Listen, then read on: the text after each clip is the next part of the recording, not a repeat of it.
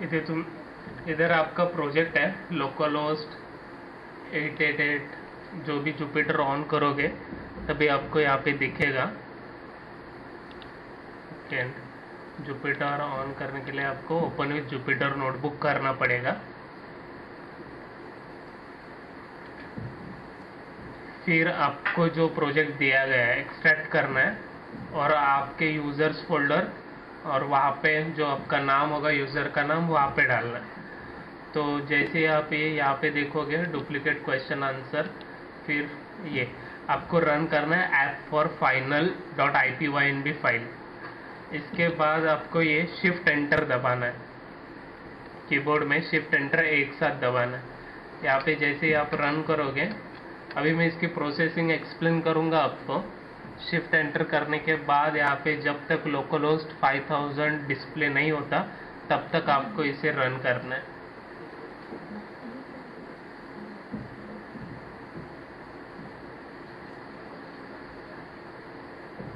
ये थोड़ा टाइम लेगा क्योंकि ये बड़ा प्रोसेस है। जैसे हो जाता है आपको यहाँ पे लोकलहोस्ट 5000 डिस्प्ले होगा।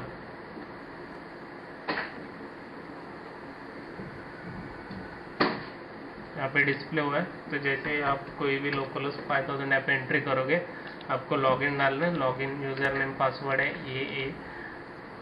फिर यहाँ पे आपको कोई भी क्वेश्चन डालना है। अभी मैं यहाँ पे व्हाट इज आर्टिफिशियल इंटेलिजेंस डाल देता हूँ।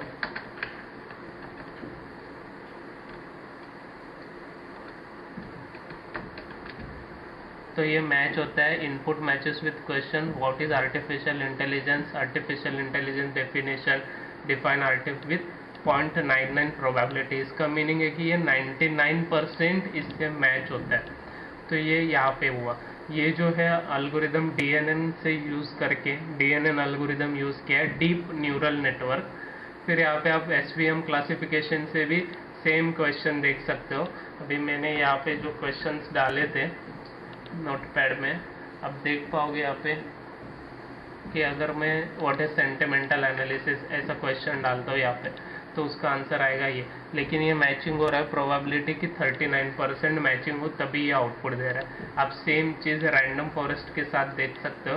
यहाँ पे रन करना है रैंडम फॉरेस्ट, फिर यहाँ पे व्हाट इज सेंटिमेंटल एनालिसिस, तो ये एल्गोरिदम आपको आउटपुट देता है 93% एक्यूरेट प्रोबेबिलिटी के साथ कि ये सब क्वेश्चंस के साथ वो मैच हुआ है। तो इस तरीके से ये प्रोजेक्ट चल रहा है। अभी देखते हैं कि कैसे एल्गोरिदम वर्क करता है, फिर प्रोसेसिंग कैसे हो रहा है, इनपुट में वैल्यू क्या जा रहा है। हम इसे स्टॉप कर रहे हैं लोकलहोस्ट 5000 को। तो यहाँ पे देखिए chat-data.json फाइल है आपकी जो इनपुट में ली जा रही है। chat-data.json है यहाँ पे है। इसमें हम लोग ने क्वेश्चंस डिफाइन किए हैं कि कौन से क्वेश्चंस है। फिर रिस्पॉन्स, उसका response.json भी डिफाइन है कि ये क्वेश्चन को रिस्पॉन्स क्या आना चाहिए। जैसे तो what is text mining definition, ये सब क्वेश्चंस है जो सिमिलैरिटी से यहाँ पे सेव किए गए हैं। तो ये 1 2 3 4 5 6 7 8 9 इसकी टैगिंग है। यहाँ पे आप देखोगे कि यहाँ पे लोड किया गया है। फिर इसके बाद यहाँ पे each question intent each question list, तो यहाँ पे क्वेश्चन लिस्ट आपको दिख जाएगी इन chat-data.items। तो ईच आइटम में for each question in question list, तो इस क्वेश्चन लिस्ट में आएगा क्या आपका इंटेंट मतलब क्या 1 कॉमा जितना भी क्वेश्चन लिस्ट है वो। अभी यहाँ पे देखिए ये 1 और व्हाट इज टेक्स्ट माइनिंग, ये एक क्वेश्चन हुआ। टेक्स्ट माइनिंग दूसरा क्वेश्चन हुआ। टेक्स्ट माइनिंग डेफिनेशन तीसरा, डिफाइन टेक्स्ट माइनिंग चौथा क्वेश्चन। तो इस तरीके से क्वेश्चन लिस्ट में ऑल क्वेश्चंस गए, इंटेंट में उसका आईडी गया।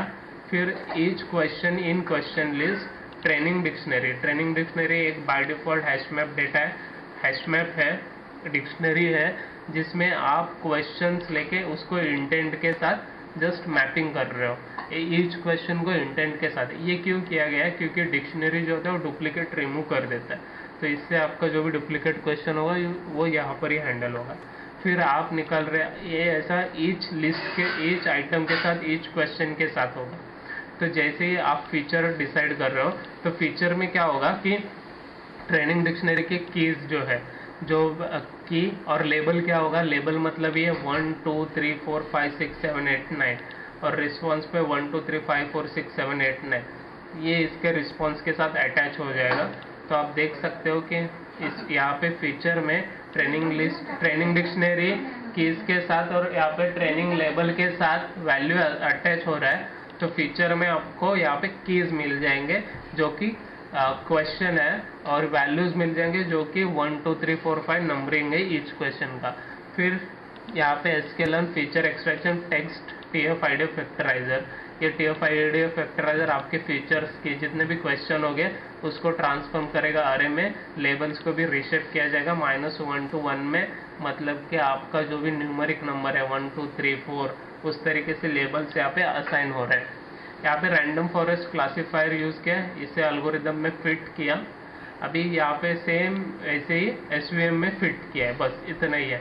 अभी आगे चल के ये यूज किया गया है कोड में, वो कोड बता देता हूँ मैं आपको। यहाँ पे देखिए, यहाँ पे जैसे आप SVM को कॉल देते हो /SVM कॉल जाता है। /SVM के बाद आपको ओपन होता है duplicate detection svm.html। Duplicate detection svm.html में आपका जो डेटा है, अभी यहाँ पे डुप्लीकेट SVM में से कॉल जाएगा फंक्शन को गेट बॉट रिस्पॉन्स SVM को कॉल जाता है। फिर जो आप क्वेश्चन टाइप करते हो वो क्वेश्चन आता है यूजर टेक्स्ट में। फिर आप जो भी क्वेश्चन आया उसको TF वेक्टराइजर मतलब term frequency inverse document frequency vectorizer से ट्रांसफॉर्म करके 2 array में कन्वर्ट करके प्रोसेस टेक्स्ट में सेव होता है। फिर ये प्रोबेबिलिटी कैलकुलेट करेगा SVC क्लासीफायर रहेगा। अगर आप इसे सर्च करोगे तो आपको मिल जाएगा कि यहाँ पे आपको SVC में ही फिट किया था जो भी आपका डेटा था। तो इसके बाद क्या होगा कि जैसे ही आप कोई प्रेडिक्ट करते हो प्रोबेबिलिटी, तो उसका प्रोबेबिलिटी आउटपुट में आता है। अगर प्रोबेबिलिटी जो आया है उसका अगर वो 0.3 से बिलो है तो जो क्वेश्चन पूछा गया है उसका शायद से ये एप्लीकेशन को आंसर नहीं मिला, तो ये रिप्लाई करेगा sorry I am not getting to you. तो अगर एल्स है तो response direct SVC classifier linear में से डॉट क्लासेस में से मैक्स वैल्यू उठाएगा और उसका प्रोबेबिलिटी आएगा और फिर वो आउटपुट में दे देगा आपको।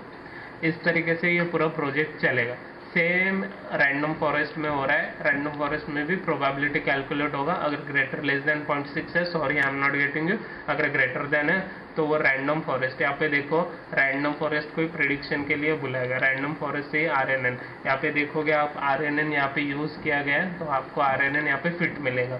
तो इस तरीके से ये चलेगा पूरा प्रोजेक्ट। अभी देखते हैं डीप न्यूरल नेटवर्क कैसे यूज हुआ है। डीप न्यूरल नेटवर्क के लिए हम लोग ने मॉडल पहले से ही बना के रखा था। तो ये यहाँ पे डेटा सेट है QA सिस्टम crypto.json। तो QA सिस्टम crypto.json के एक मिनट, यहाँ पे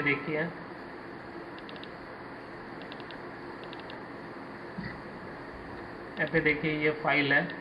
इसमें देखिए क्वेश्चन है, टैग है एंड पैटर्न्स है। अभी ये क्वेश्चन के पैटर्न्स डिफाइन किए गए। अभी क्या होगा यहाँ पे कि जैसे ही डेटा पिकल में जा रहा है, इंटेंट्स में जा रहा है, तो आपको डेटा ईच वर्ड को टोकनाइज करना है, फिर ईच वर्ड को डॉक्यूमेंट में ऐड करना है, फिर डॉक्यूमेंट में ऐड करने के बाद ये वर्ड्स में भी एक्सटेंड हो रहा है, फिर ये वर्ड्स जो है docx में भी अपेंड हो रहा है, फिर docsy में टैग अपेंड हो रहा है। टैग मतलब कि ये NLP या कंपोनेंट्स या एरियाज ऑफ NLP, इस तरीके से टैग, ईच क्वेश्चन का टैगिंग अलग होगा।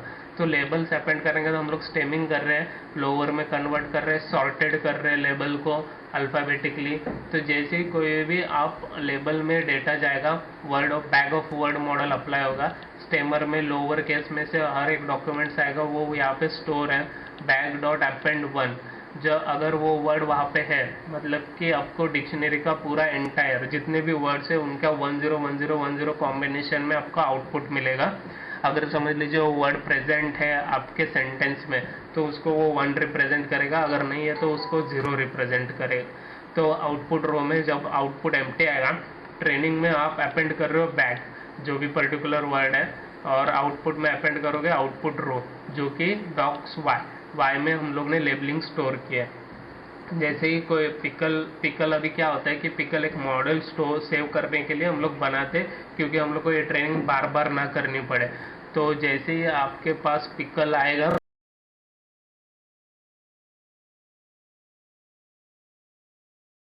तो जैसे पिकल में फाइल डंप करेंगे तो वो फाइल आपको फिर से यूज़ करने मिलेगी, वही सेम डेटा सेट पे लगेगा। फिर यहाँ पे क्या हो रहा है, हम लोग यहाँ पे TF-learn से इनपुट डेटा में दे रहे हैं, ट्रेनिंग में 0 का वैल्यू, मतलब कि सब आपके टेक्स्ट यहाँ पे इनपुट में जा रहे हैं। फिर यहाँ पे इनपुट लेयर में आपको हिडन लेयर फॉर्म करने 8 इसका मीनिंग है कि आपके जितने भी डेटा है वो 8 हिडन लेयर्स में जाएंगे। अभी डीप न्यूरल नेटवर्क कैसा है कि इनपुट लेयर रहेगा, हिडन लेयर रहेगा, मल्टीपल हिडन लेयर्स होते हैं और आउटपुट लेयर होता है। तो आउटपुट लेयर में जैसे ही आपका आउटपुट है तो कितना लेंथ का आउटपुट होगा, आपका आउटपुट जो होगा वो आपके जितने भी डेटा सेट है, जितने भी टैगिंग है इस पे डिपेंड करेगा। अभी यहाँ पे जितने भी टैगिंग दिख रहे हैं NLP, ये अलग अलग टैग है, तो जितने भी टैग है उतना उसका आउटपुट होना चाहिए, क्योंकि वो उसे ही रिप्रेजेंट कर रहा है। आपने डीप न्यूरल नेटवर्क का अगर इमेज देखा तो आपको समझ में आ जाएगा कि कैसे वर्क करता है। एक कोई भी इमेज ले लो तो यहाँ पे समझ में आ जाएगा। अभी यहाँ पे इनपुट लेयर अपने सब टेक्स्ट है, यहाँ पे जो हिडन लेयर वो 8 है और आउटपुट लेयर आपका हिडन लेयर 3 नहीं है, तो हम लोग ने इस कोड में वो यूज़ किया नहीं है, तो यहाँ पे उसे ट्रेनिंग में दिया जा रहा है। फिर हम यहाँ पे जैसे अगर समझ लीजिए ये फाइल नहीं है, फर्स्ट टाइम रन करोगे तो ये फाइल बनती है, इसलिए ज़्यादा टाइम लगेगी। फिर इसे फिट करने के बाद model.tf-learn करके से होता है। अगर ये फाइल है तो model1.load model.tf-learn ये ऑटोमेटिक लोड होती है। तो जैसे ही लोड होगी कोई भी क्वेश्चन आएगा तो यहाँ पे गेट बाउंड रिस्पॉन्स में जाते हैं। तो जैसे ही डेटा कोई भी मैसेज आता है फिर उसे बैक ऑफ वर्ड मॉडल में यूज़र वर्ड को कन्वर्ट करता है, फिर रिजल्ट्स में जाता है मॉडल 1 प्रेडिक्ट में। फिर उससे जितने भी प्रेडिक्शन में से आपको वैल्यू आता है तो जो भी वैल्यू आया है उसको जो भी आउटपुट का वैल्यू है, परसेंटेज ऑफ प्रोबेबिलिटी है 0.7 से अबव है तो वो आगे जाएगा, नहीं तो यहीं पर स्टोर होगा। तो इस तरीके से ये वर्क करेगा। फिर आपको रिस्पॉन्स जाता है, फिर हम लोग यहाँ पे आउटपुट दिखाते input matches with question with ये करके। तो इस तरीके से ये प्रोजेक्ट चलेगा पूरा और आपको रिस्पॉन्स आता है। अभी आप देखोगे यहाँ पे तो यहाँ पे आपको टेम्पलेट्स में जाने के बाद यहाँ पे पूरा दिखेगा डुप्लीकेट क्वेश्चन डिटेक्शन में कोई भी क्वेश्चन वहाँ पे हिट कैसे मार रहा है सर्वर को।